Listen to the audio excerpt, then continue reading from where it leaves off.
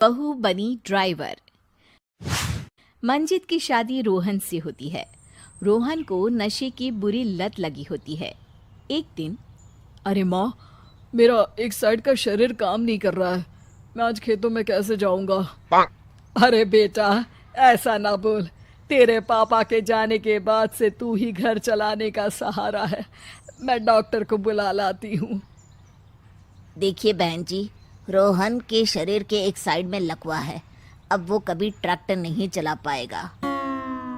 घर में मनहूसियत का माहौल हो जाता है। लीजिए माँ जी, रोटी खा लीजिए। अरे बेटा, मुझे तो भविष्य की चिंता हो रही है। मेरा एक ही बेटा है और वो भी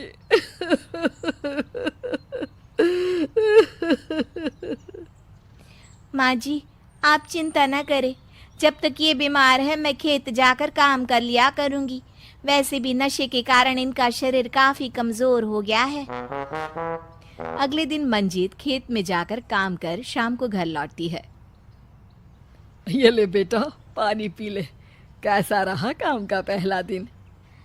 माँ जी, काम तो ठीक है, लेकिन मैं अगर ट्रैक्टर चलाना सीख लूँ ना तो काम और भी आसान हो जाएगा। अरे बेटा, दुनिया क्या कहेगी कि औरत होकर ट्रैक्टर चला रही है।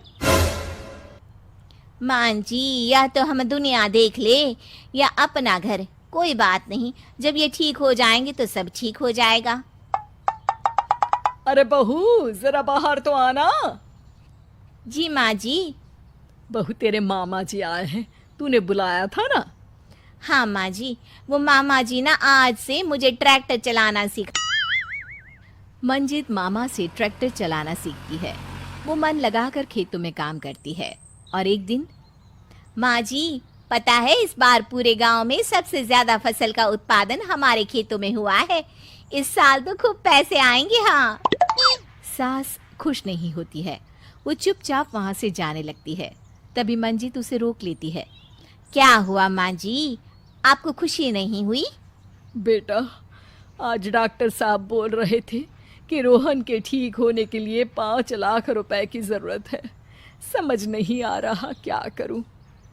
मंजित शांत हो जाती है। अगले दिन सास मंजित के पास आती है। बेटा, ये मेरे गहने हैं। इसे अपने गहनों के साथ जोड़कर सुनार को दिया। जितने पैसे हो ले आ, डॉक्टर को आज ही देने हैं। मंजित अपने गहने और सास के गहनों को लेकर दुकान में बेचकर पैसे लेकर घर आ जाती है। माँ जी, सिर्फ 3 लाख रुपए का ही इंतजाम हो पाया है। बाकी के पैसे कैसे आएंगे? बेटा, अब तो एक ही चारा है, हमें ज़मीन भी बेचनी पड़ेगी।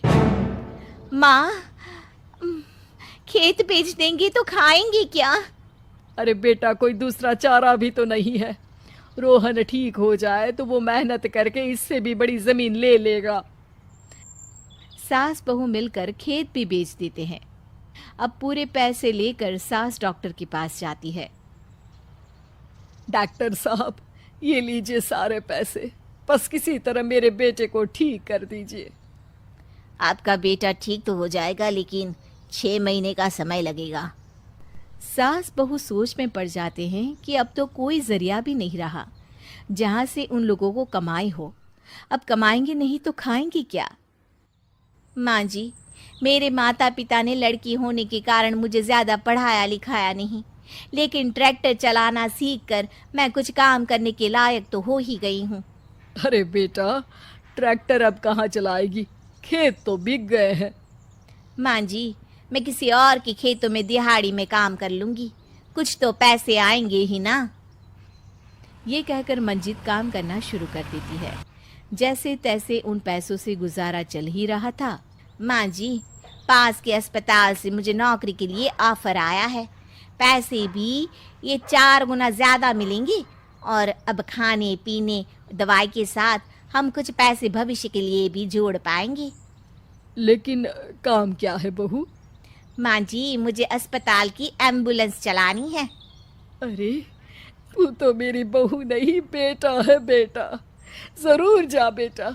और हाँ, तूने पूरे गांव में एक मिसाल कायम कर दिया कि हर काम हर कोई कर सकता है। उनके लिए लड़की या लड़का होने की कोई जरूरत नहीं। मंजित मन लगाकर काम करना शुरू कर देती है। आगे जाकर वो खुद का एम्बुलेंस भी खरीद लेती है और अब तो उसका पति भी ठीक हो जाता है और सब पहले से भी ज्यादा खुशहाल जिंदगी जीने लगते हैं।